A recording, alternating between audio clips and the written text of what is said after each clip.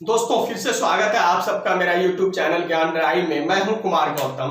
दोस्तों आज का टॉपिक है ब्लड सर्कुलेटरी सिस्टम। दोस्तों इस टॉपिक के अंतर्गत हम लोग अध्ययन करेंगे कि हमारे शरीर में ब्लड का सर्कुलेशन कैसे होता है, हमारे हृदय की आंतरिक और बाह्य बनावट किस प्रकार की है, हमारा हृदय किस प्रकार की ध्वनि उत्पन्न करती है, हार्ट बीट या हृदय स्पंदन क्या है, ब्लड प्रेशर का सिस्टोलिक और डायस्टोलिक का कॉन्सेप्ट क्या है। इन तमाम टॉपिकों पर आसान भाषाओं में विश्लेषण करेंगे जिनसे कि परीक्षा उपयोगी जटिल से जटिल वस्तुनिष्ठ प्रश्नों को याद ना रखना पड़े बल्कि उसको आसानी से समझा जा सके। आइए देखते हैं। दोस्तों रक्त परिसंचरण तंत्र की खोज विलियम हार्वे ने किए थे 1628 ईस्वी में। इस तंत्र के 3 एलिमेंट्स हैं ब्लड वेसिल्स और हार्ट। ब्लड के लिए हम एक अलग से नेक्स्ट वीडियो लेकर के आएंगे, इसके बहुत सारे कंपोनेंट्स और कार्य है। अभी हम समझते हैं ब्लड वेसिल्स और हार्ट को। ब्लड वेसिल्स अर्थात रक्त नलिकाएं, यह 3 प्रकार के होते हैं, आर्टरीज, वेन्स और ब्लड कैपिलरीज। आर्टरीज धमनियां, वेन्स शिराएं और ब्लड कैपिलरीज केशिकाएं। आर्टरीज और वेन्स को समझने के पहले ब्लड कैपिलरीज समझ लेते हैं। इसमें मात्र 2 बातें याद रखनी है। एक, आर्टरीज और वेन्स जहां पे आकर के मिलती है वह एरिया ब्लड कैपिलरीज कहलाता है। ब्लड कैपिलरीज में पदार्थों का आदान प्रदान होता है, अर्थात भोजन, कार्बन डाइऑक्साइड और ऑक्सीजन का आदान प्रदान होता है। ब्लड कैपिलरीज में इतना ही जानना है। अब देखते हैं आर्टरीज और वेन्स में। आर्टरीज में शुद्ध रक्त का प्रवाह होता है। आर्टरीज में शुद्ध रक्त का प्रवाह होता है। शुद्ध रक्त क्या है? ऑक्सीजन युक्त रक्त या ऑक्सीकृत रक्त या ऑक्सीजनेटेड रक्त शुद्ध रक्त होता है। ठीक इसी प्रकार वेन्स में अशुद्ध रक्त का प्रवाह होता है। आर्टरी में शुद्ध रक्त और वेन्स में अशुद्ध रक्त। तो अशुद्ध रक्त क्या है? डीऑक्सीजनेटेड रक्त अर्थात बिना ऑक्सीजन वाला रक्त, अशुद्ध रक्त। दोनों में एक एक अपवाद है। आर्टरी में शुद्ध रक्त, लेकिन जब पल्मोनरी आर्टरी आ जाए, पल्मोनरी आर्टरी, तो ठीक इसका उल्टा होता है। आर्टरी में शुद्ध लेकिन पल्मोनरी आर्टरी में अशुद्ध रक्त का प्रवाह होता है। ठीक इसी प्रकार वेन्स में अशुद्ध रक्त का प्रवाह होता है, लेकिन पल्मोनरी वेन्स आ जाने के बाद यह अशुद्ध नहीं होकर के शुद्ध रक्त का प्रवाह होता है। इसमें आर्टरी की दीवारें बहुत मोटी होती है। इस नलिकाएं की दीवारें बहुत मोटी होती है, लेकिन इसमें ब्लड जाने का रास्ता बहुत सकड़ी होती है, जिसके कारण इसमें बहुत अधिक दाब से रक्त का प्रवाह होता है। अर्थात आर्टरी में अधिक दाब से रक्त का प्रवाह होता है, अधिक दाब से रक्त का प्रवाह होता है। और इसमें इसकी दीवार पतली होती है, लेकिन ब्लड जाने का रास्ता काफी चौड़ी होती है, जिसमें इसमें कम दाब होता है, ब्लड का कम दाब होता है। इसी कारण इसमें ब्लड नहीं होने पर यह पिचकती नहीं है। आर्टरी में ब्लड नहीं होने पर यह पिचकती नहीं है, और वेन्स में ब्लड जब नहीं होते हैं तो इसके दीवार पतली होती है, जिसके कारण यह पिचक जाती है। मृत्यु के बाद आर्टरी में ब्लड नहीं होते हैं, यह भी याद रखने वाला पॉइंट है। मृत्यु के बाद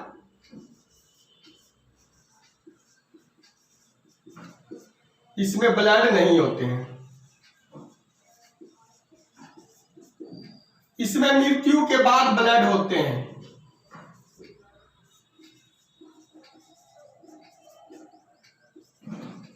मृत्यु के बाद ब्लड होते हैं। यह लाल कलर का होता है, यह लाल और बैंगनी कलर का होता है। त्वचा के पिगमेंट के कारण वेन्स का कलर बैंगनी दिखता है। त्वचा, ये भी एक याद रखने वाला पॉइंट है, त्वचा त्वचा में पिगमेंट होने के कारण बैंगनी का कलर नीला दिखता है। हमारे संपूर्ण शरीर में आर्टरीज और वेन्स का जाल बिछा हुआ है और यह कई शाखाओं में विभक्त होते हैं। वेन्स भी कई शाखाओं में विभक्त होते हैं। यह सब आर्टरी की सभी शाखाएं मिल करके बड़ी आर्टरी का निर्माण करते हैं, अर्थात लार्जेस्ट आर्टरी कहें, अर्थात कई शाखाएं आपस में मिल करके यह सब एक लार्जेस्ट आर्टरी होते हैं, जिसको कि ओर्टा कहते हैं, ओर्टा। इसी प्रकार ठीक इसके भी कई शाखाएं मिल करके बड़ी वेन्स यानी लार्जेस्ट वेन्स का निर्माण होता है इसमें भी, जिसको कि वेना कावा कहा जाता है, अर्थात महाशिरा, वेना कावा महाशिरा, ओर्टा महाधमनी।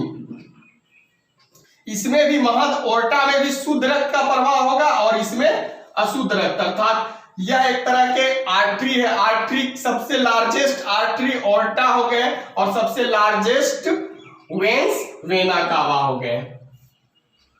अब हम समझते हैं हृदय को। हमारा हृदय जो है दोनों फेफड़ों के बीच, हमारा हृदय दोनों फेफड़ों के बीच पसली के नीचे थोरेसिस कैविटी में उपस्थित रहते हैं। यह शंक्वाकार आकार के खोखला मसल्स हैं। इसमें इसके चारों ओर पेरिकार्डियम झिल्ली पाए जाते हैं। इसके चारों ओर पेरिकार्डियम झिल्ली पाए जाते हैं, जिसको हृदय आवरण कहते हैं। हृदय की दीवार 3 स्तरों का बना होता है। हमारा हृदय का दीवार 3 स्तरों का बना होता है, जो इंडोकार्डियम कहलाता है, मायोकार्डियम कहलाता है और इपिकार्डियम कहलाता है। इंडोमायोइपी एक यह सीक्वेंस याद रखना है। इसके तीनों दीवार इंडोमायोइपी, हृदय की दीवार 3 परत में होते हैं, इंडोकार्डियम, मायोकार्डियम और इपिकार्डियम, और इसके आवरण में एक झिल्ली पाई जाती है जिसको हृदय आवरण कहते हैं या पेरिकार्डियम। यह था हमारे हृदय की बाहरी बनावट। अब हम देखते हैं हृदय की आंतरिक बनावट। अंदर से हमारा हृदय खोखला होता है, जो 4 चेंबरों या 4 कोष्ठकों में बटे होते हैं। 1 2 3 4, ये 4 कोष्ठकों में बटे हुए होते हैं, 2 राइट साइड में और 2 लेफ्ट साइड में। राइट साइड वाले 2 चेंबर, ऊपर वाले भाग जो यह है, यह कहलाता है राइट एट्रियम या दायां आलिंद। ठीक इसके नीचे वाले जो चेंबर है राइट साइड के, यह होता है राइट वेंट्रिकल या दायां निलय। इसी प्रकार इसमें भी 2 चेंबर है लेफ्ट साइड में भी, ऊपर वाले भाग हो जाते हैं लेफ्ट एट्रियम या बायां आलिंद या लेफ्ट, इसके नीचे वाले जो चेंबर है यह हो गए लेफ्ट वेंट्रिकल, ये बायां निलय। यह 4 चेंबर होते हैं मानव के हृदय में, 4 कोष्ठक।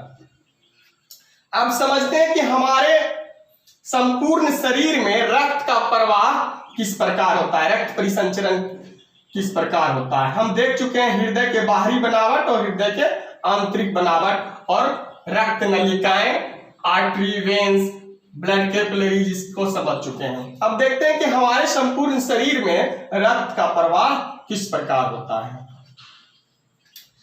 हमारे संपूर्ण शरीर से वेन्स द्वारा अर्थात शिराएं द्वारा को शुद्ध रक्त हृदय के राइट एट्रियम में लाया जाता है।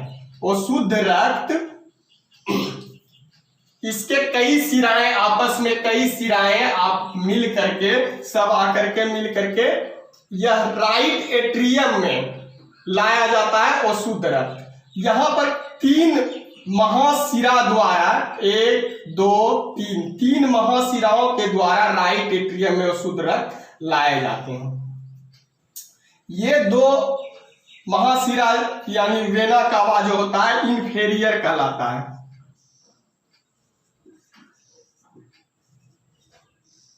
इंफेरियर वेना कावा, क्योंकि यह शरीर के निचले पार्ट से ब्लड को लेके आता है। और एक होता है सुपीरियर वेना कावा, यह हो गया superior vena cava.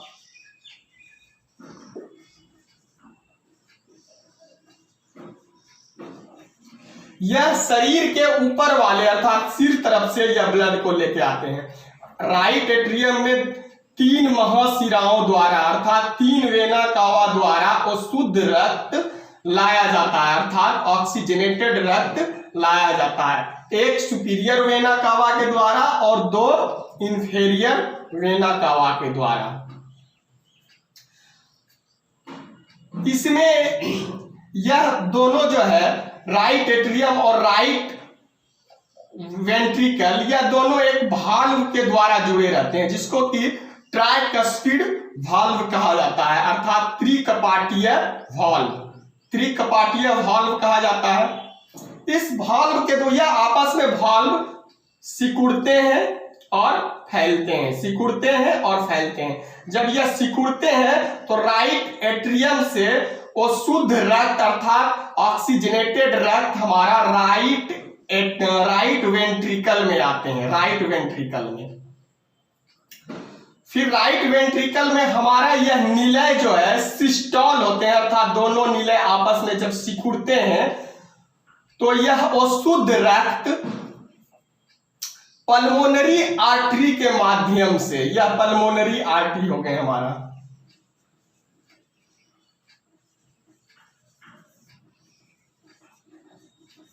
Pulmonary artery के माध्यम से दोनों फेफड़ों में जाते हैं। यहां पे यही अपवाद था, पल्मोनरी आर्टरी, पल्मोनरी आर्टरी, यह शुद्ध रक्त जो है, यहां आर्टरी में शुद्ध रक्त का प्रवाह होता है लेकिन पल्मोनरी आर्टरी में अशुद्ध रक्त का प्रवाह होता है। यही अशुद्ध रक्त हमारा राइट वेंट्रिकल यानी दायां निलय से अशुद्ध रक्त पल्मोनरी आर्टरी या फुसफुसिया धमनी भी कहा जाता है इसको, फुसफुसिया धमनी से यह दोनों फेफड़ों में जाता है और वह फेफड़ों में वहां के कुपिकाएं में पहुंच जाता है, फेफड़ों की कुपिकाएं या एल्वियोली में पहुंच जाता है और वहां पे ऑक्सीजन युक्त हो जाता है या ऑक्सीकृत हो जाता है या ऑक्सीजनेटेड हो जाता है। दोस्तों रेस्पिरेटरी सिस्टम वाले वीडियो का लिंक डिस्क्रिप्शन में डाला गया है, वह भी देख लीजिए जिससे कि पूर्ण कॉन्सेप्ट क्लियर हो सके। उसमें फेफड़ों के बारे में बताया गया है। फेफड़ों में कुपिकाएं से मिल करके यह हमारा अशुद्ध रक्त पल्मोनरी आर्टरी के दोनों फेफड़े इस प्रकार होते हैं, दोनों फेफड़े हमारा 1 और 2 दोनों फेफड़ों में जाता है। पल्मोनरी आर्टरी से अशुद्ध रक्त दोनों फेफड़ों में जाते हैं और यहाँ पे एल्वियोली या कुपिकाएं में ऑक्सीजन से संयोग करके ऑक्सीकृत या ऑक्सीजनेटेड हो जाते हैं। फिर फेफड़ों से दोनों फेफड़ों से लेफ्ट एट्रियम में शुद्ध रक्त का प्रवाह होता है। किसके द्वारा? यहां जो अपवाद था पल्मोनरी वेन्स के द्वारा। यह दोनों हो गया हमारा पल्मोनरी वेन्स।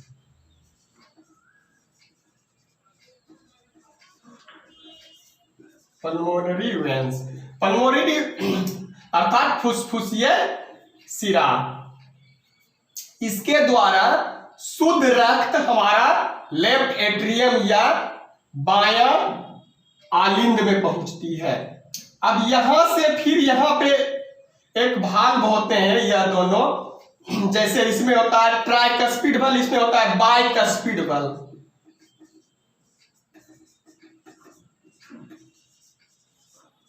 बाइकस्पिड वाल्व, यह वाल्व आपस में जब सिकुड़ते हैं तो यह शुद्ध रक्त हमारा लेफ्ट वेंट्रिकल यानी बायां निलय में पहुंचती है, शुद्ध रक्त। फिर हमारा जब दोनों निलय सिस्टोल होते हैं अर्थात सिकुड़ते हैं तो यह शुद्ध रक्त महाधमनी अर्थात ओर्टा, ये हो गया हमारा ओर्टा, महाधमनी,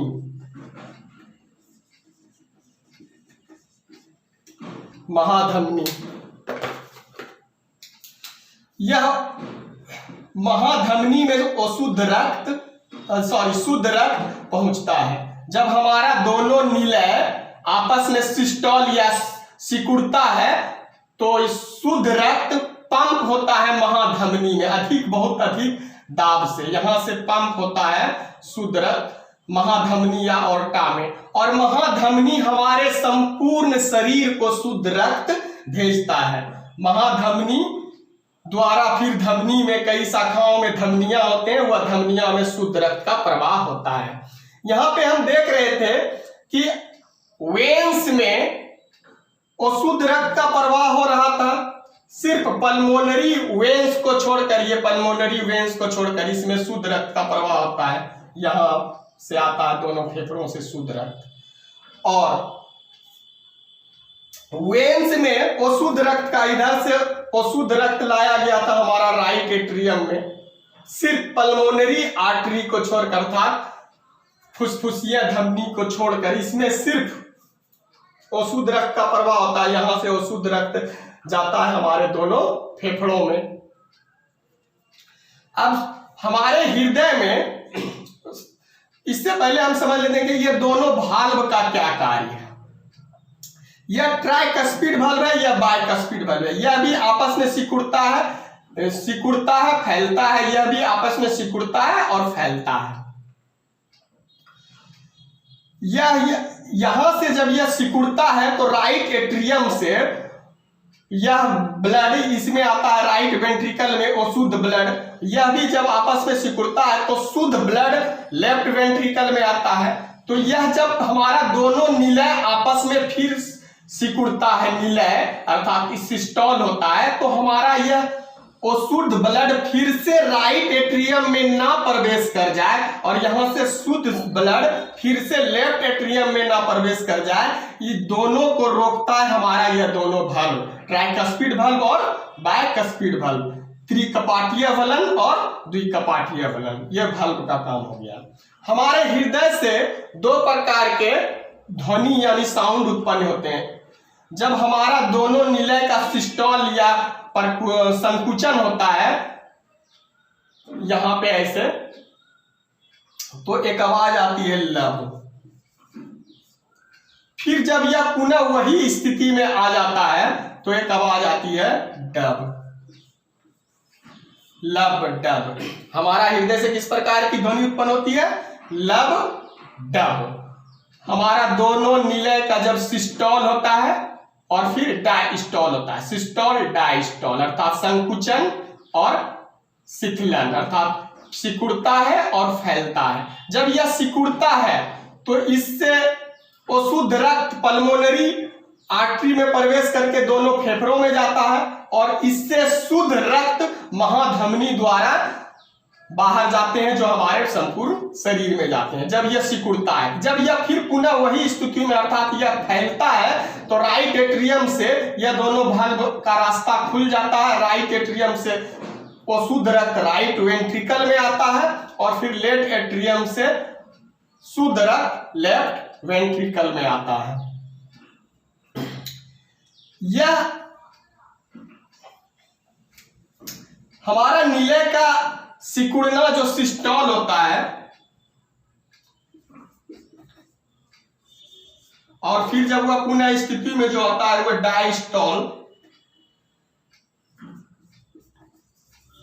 यह एक सिस्टोल और डायस्टोल यानी लब, एक लब और एक डब मिलकर के एक हार्ट बीट या एक हृदय स्पंदन होता है।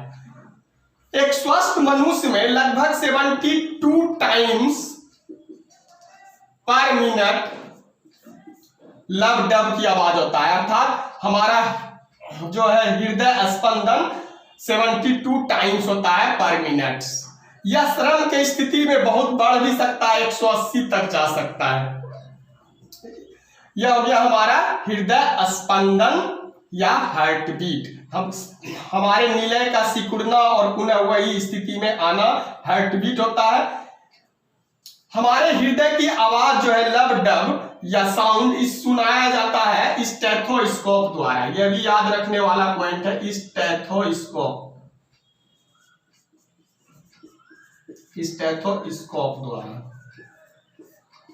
स्टेथोस्कोप द्वारा हमारे हृदय की साउंड को सुना जा सकता है। डॉक्टर जो कॉलर पे रखते हैं, जो कि हमारे हृदय पे रखते हैं, वह स्टेथोस्कोप ही होते हैं। हमारे हृदय से एक प्रकार की और ध्वनि उत्पन्न होते हैं, वो होते हैं मरमर। यह हृदय की अनियमितता के कारण होता है। कभी कभी पेरिकार्डियम झिल्ली और हृदय आपस में टकराता है या वाल्व खराब हो जाने के कारण ये मरमर का आवाज आता है। मरमर का आवाज अच्छा संकेत हमारे हृदय के लिए नहीं है। अब हम समझते हैं रक्त दाब क्या है।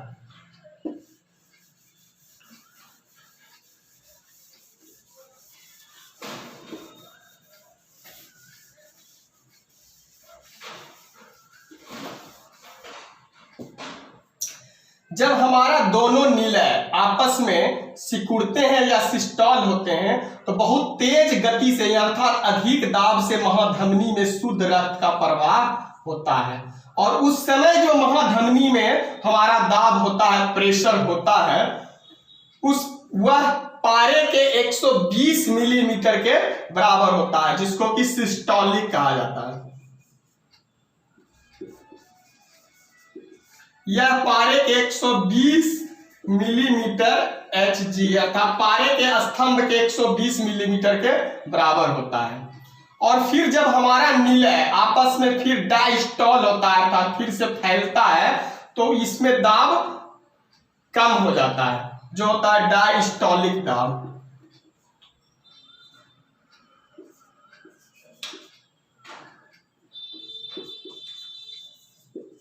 यह पारे के स्तंभ के 80 मिलीमीटर Hg होता है। पारे के स्तंभ के 80 मिलीमीटर के बराबर होता है। अर्थात एक स्वस्थ मनुष्य में ब्लड प्रेशर 120/80 होता है। यह बढ़ जाने पर होता है हाइपरटेंशन।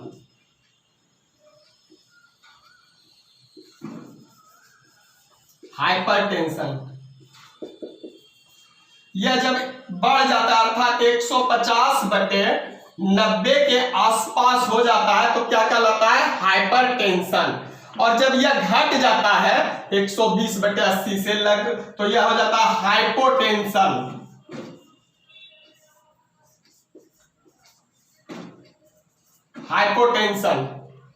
यह हो जाता है हमारा 100/50। ये इसके आसपास जब आ जाता है तो यह हो जाता है हाइपोटेंशन, और इसके आसपास हो जाता है तो यह हो जाता है हाइपरटेंशन। ब्लड प्रेशर मापने वाला यंत्र होता है स्फिग्मोमीटर। यह भी याद रखने वाला पॉइंट है। ब्लड प्रेशर मापने वाला यंत्र क्या होता है? स्फिग्मोमीटर, स्फिग्मोमैनोमीटर।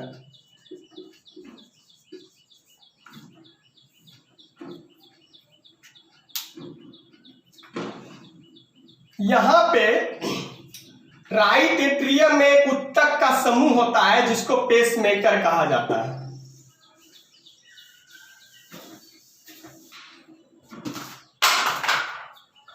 राइट एट्रियम में एक उत्तक का समूह होता है जिसको पेसमेकर कहा जाता है,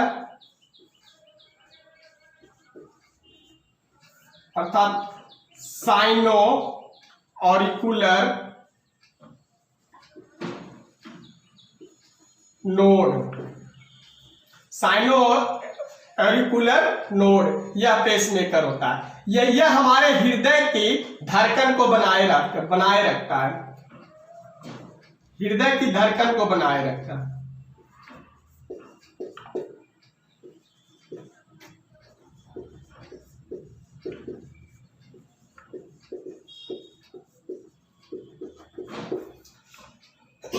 राइट एट्रियम में पेसमेकर होते हैं, साइनो ऑरिकुलर नोड। यह हमारे हृदय की धड़कन को बनाए रखता है। जब यह पेसमेकर खराब हो जाते हैं तो आर्टिफिशियल पेसमेकर लगाया जाता है। सर्वप्रथम 1995 ईस्वी में दिल्ली एम्स में डॉक्टर के तलवार द्वारा प्रथम पेसमेकर का हस्तांतरण किया गया था। कभी कभी परीक्षा में पूछ लिया जाता है कि हमारे हृदय का सर्वप्रथम ट्रांसप्लांट कब किया गया था या हस्तांतरण कब किया गया था। और 1994 में डॉक्टर वेणुगोपाल के द्वारा हमारे हृदय का ट्रांसप्लांट किया गया था।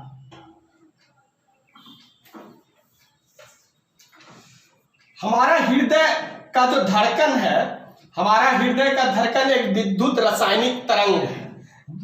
इसको इलेक्ट्रोकार्डियोग्राम में मापा जाता है। इलेक्ट्रोकार्डियोग्राम में मापा जाता है। हमारे हृदय की धड़कन एक विद्युत रासायनिक तरंग है, इसको इलेक्ट्रोकार्डियोग्राम में मापा जाता है इस उपकरण में। और वह एक ग्राफ के रूप में जहां पे मापा जाता है वह एक ग्राफ के रूप में होता है। इस ग्राफ को कहा जाता है इलेक्ट्रोकार्डियोग्राफी।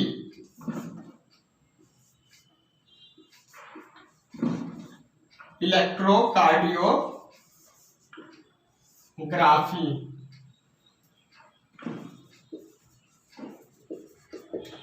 ईसीजी भी कहा जाता है इसको शॉर्ट में।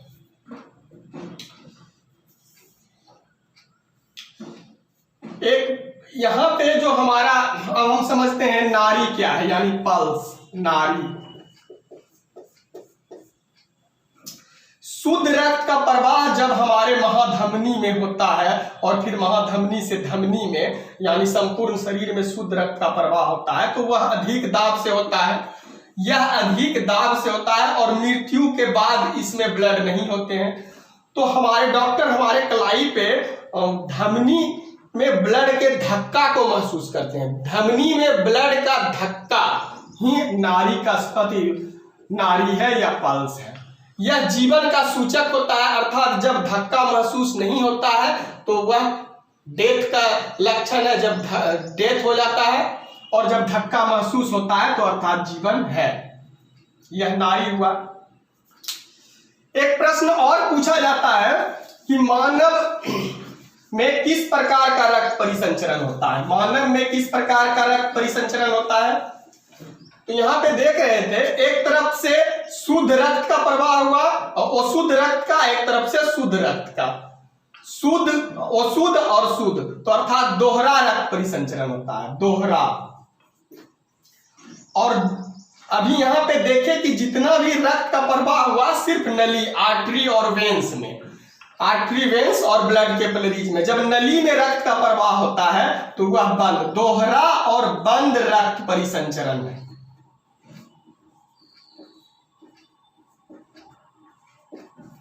यह मोस्ट इंपोर्टेंट पॉइंट है। दोहरा और बंद रक्त परिसंचरण होता है हमारा हृदय में।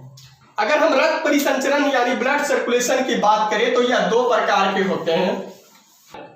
सर्कुलेशन की बात करें तो यह दो प्रकार के होते हैं, एक ओपन और एक क्लोज्ड। ओपन में जो है आते हैं आर्थ्रोपोडा।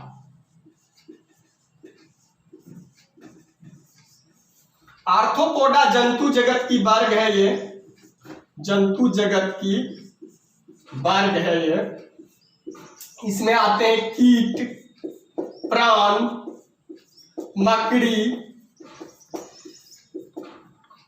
ओपेन में इसमें कुछ ही समय के लिए रक्त में, रक्त का नली में रक्त का प्रवाह होता है, बाकी यह खुला में आ जाता है। इसीलिए इस रक्त परिसंचरण को कहते हैं open blood circulation, open blood circulation.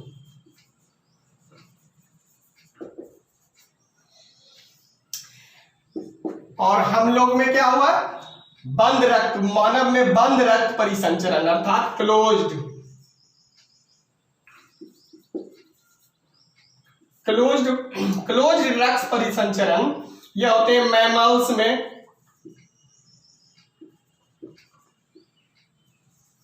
अर्थात स्तनधारी जो अपने बच्चों को स्तनपान कराती है। एडीज यानी पक्षी में, ईटीसी, इस सब में क्लोज रक्त परिसंचरण होते हैं। कई बार परीक्षाओं में पूछे जाते हैं कि कितने चेंबर होते हैं? ऐसे तो बहुत सारा जीव है, लेकिन जो जो परीक्षाओं में पूछे जाने वाले हैं वो अक्सर इस प्रकार है।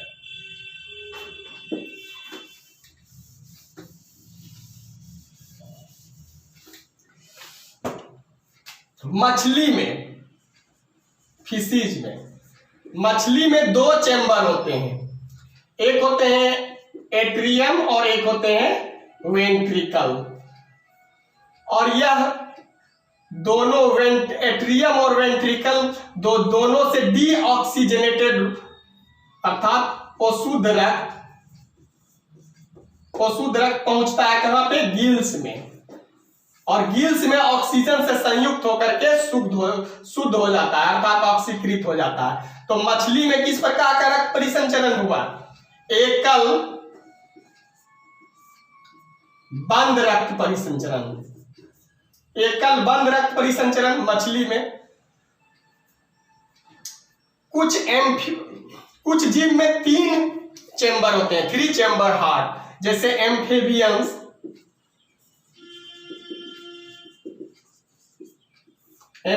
में मेढक हो गए। एम्फेबियंस मतलब उभयचर वो हो गए जो पानी में भी रहते हैं और स्थल भाग में भी रहते हैं, जैसे मेढक। कुछ होते हैं रेप्टाइल्स,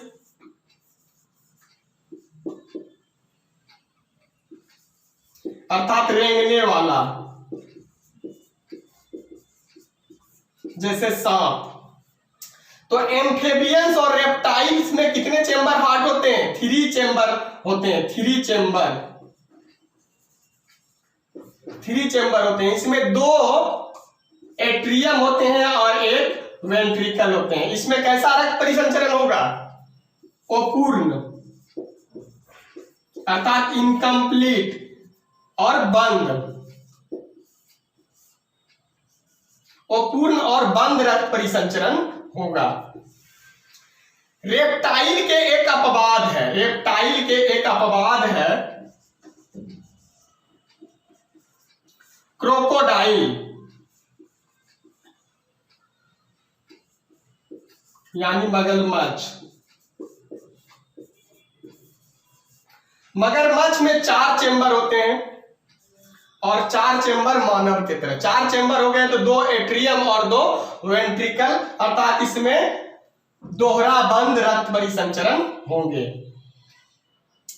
जिसमें 3 चेंबर पाए जाते हैं उस जीव को कहते हैं कोल्ड ब्लडेड ऑर्गेनिज्म, अर्थात अनियतापी जीव, जिसमें 3 चेंबर हार्ट होते हैं, 3 चेंबर। यह हर मौसम में दिखाई नहीं देंगे, यह हर ताप को सहन नहीं कर पाते हैं। जैसे मेढक सर्दियों में दिखाई देंगे, गर्मियों में नहीं दिखाई देंगे। जैसे सांप गर्मियों में दिखाई देंगे, सर्दियों में दिखाई नहीं देंगे। अर्थात जो सभी ताप को सहन नहीं कर पाते हैं, जिसमें 3 चेंबर हार्ट होते हैं, वह अनियतापी जीव होते हैं। और जो सभी प्रकार के ताप को सहन कर लेते हैं वह नियतापी जीव हो गया, जैसे चिड़िया, मानव, यह सब। दोस्तों हमारा ये वीडियो कैसा लगा कमेंट बॉक्स में कमेंट अवश्य कीजिए। यदि अभी तक हमारा चैनल को सब्सक्राइब नहीं किए हैं तो सब्सक्राइब कीजिए, दोस्तों को शेयर कीजिए, बेल आइकन को अवश्य हिट कीजिए। वीडियो देखने के लिए बहुत बहुत धन्यवाद। Thank you.